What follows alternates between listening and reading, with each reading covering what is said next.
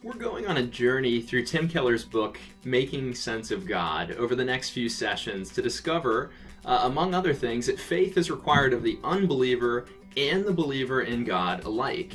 As much as the New Age atheists, like Sam Harris or Richard Dawkins, refuse to admit it, there are reasonable arguments, not just against, but also for the existence of God. See, whether you believe that you've come to a settled position on the question of God's existence or not, it's likely the case that you haven't spent an extended period of time examining the assumptions that make up your beliefs, many of which are hidden from your view because you don't assume them explicitly. These assumptions are largely absorbed by you and me via the stories and themes we find in our books, our movies, our magazines, and on social media.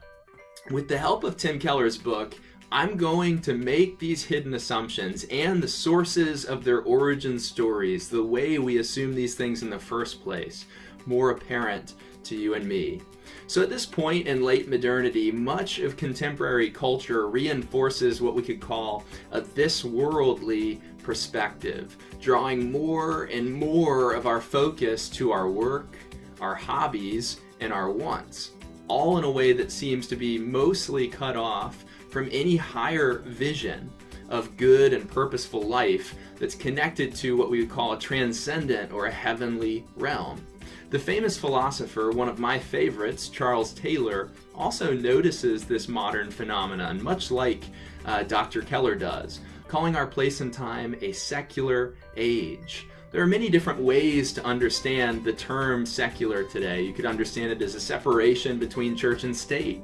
You could understand it as a sort of cutoff between the transcendent realm and this worldly realm.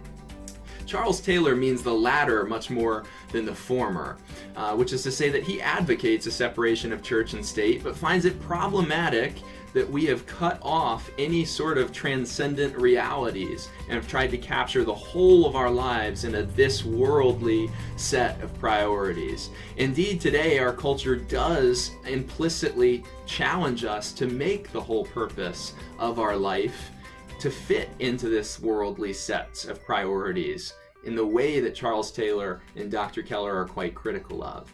So, to begin this journey today in part 1, chapter 1 of commentary on Dr. Keller's book, Making Sense of God, we shall address the relevance of the God question by demonstrating that moderners are wrong to think that religion is dying out, so to speak.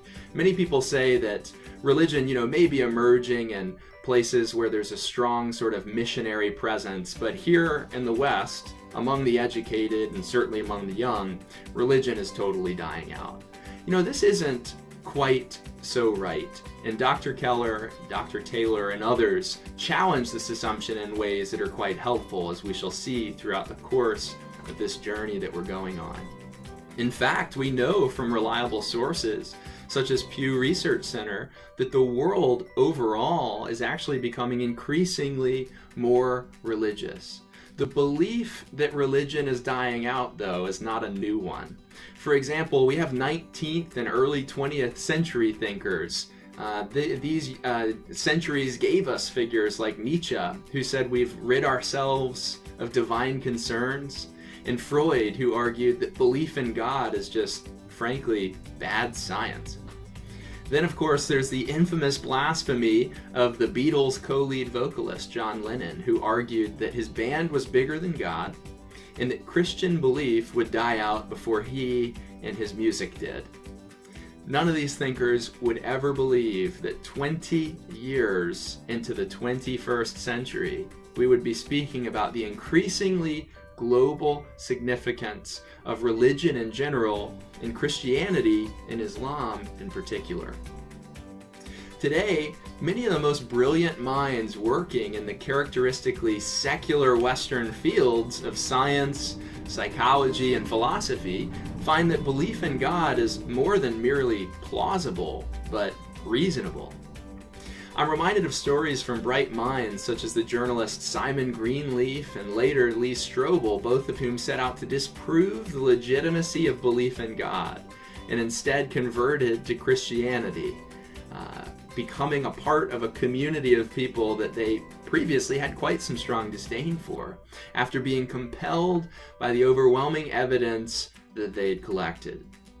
We see good reasons for belief in God when we realize that there are questions of meaning, purpose, and morality that we can neither ask nor answer apart from Him.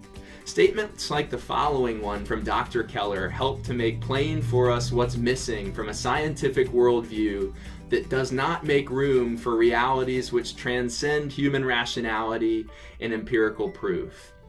Dr. Keller talks about, for those of us who believe in God, we're most grateful for science because it speaks to the God-ordained laws of the universe. But he quotes other philosophers who remind us that while science is a magnificent material force,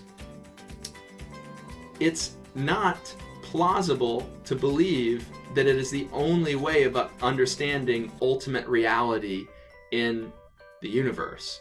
It was the philosopher Jürgen Habermas who examined the limits of science and concluded that it's not a teacher of morals. It can perfect machinery, but it adds no moral restraints to protect society from the misuse of the machines that science creates. Science does not, Habermas says, and cannot teach brotherly love. Such words come from a man who saw firsthand how marginalizing religion, out of a mistaken fear that it's the main proprietor of violence in the world, couldn't prevent the misuse of machines by self-avowedly secular nations in the great wars of the 20th century, which altogether claimed nearly 100 million lives. As Dr. Keller says, the dream of the 19th century humanists had been that the decline of religion would lead to less warfare and conflict. Instead, the 20th century has been marked by even greater violence performed by states that were ostensibly non-religious and operating on the sole basis of scientific rationality, Dr. Keller says. In the spirit of scientific rationality, no one ever expected that the machines responsible for all of this killing would inflict such terror and devastation. These wars left many in a place of utter spiritual depravity. Their belief in the liberal myth of progress, which replaced many individuals' traditional faith in the 20th century, had failed them.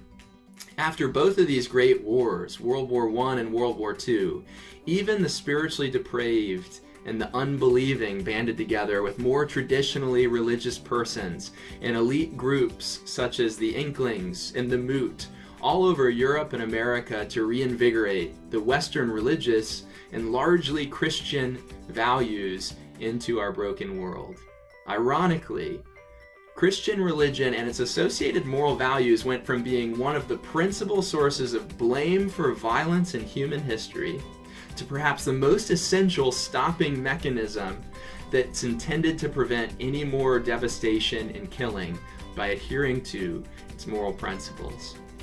But isn't religion going away? I mean, really, that's the question that we're asking today. Do we expect educated people to believe in a God that they can't see, who sometimes does miracles that science can't explain, in ways that seem arbitrary to our rationally limited minds? Perhaps we only need another crisis in our own time to discover that when push comes to shove, many of us haven't shirked religion quite like we thought we have. When tragedy strikes, and when pandemics affect us in our own time, it would seem to be an aspect of our common humanity that we say, if I were to die from this horrible thing, then surely that wouldn't be it. Surely this isn't all that there is. Surely I'm more than the chemical reactions in my head. Belief in God and the hope that only God can provide gives life a sense of fullness, according to the philosopher Charles Taylor and according to Dr. Keller. It fills in our sense of purpose, and it satisfies our insatiable desire for meaning in a way that nothing else can, these philosophers believe. It's the very sense of fullness that Dr. Taylor also speaks about in his work that challenges that dominant secular narrative about religion's demise today. Taylor argues that the human search for fullness is satisfied by beliefs that transcend science and this world, or what Taylor calls this immanent frame, this sort of bubble of an existence that's been cut off from any place beyond it.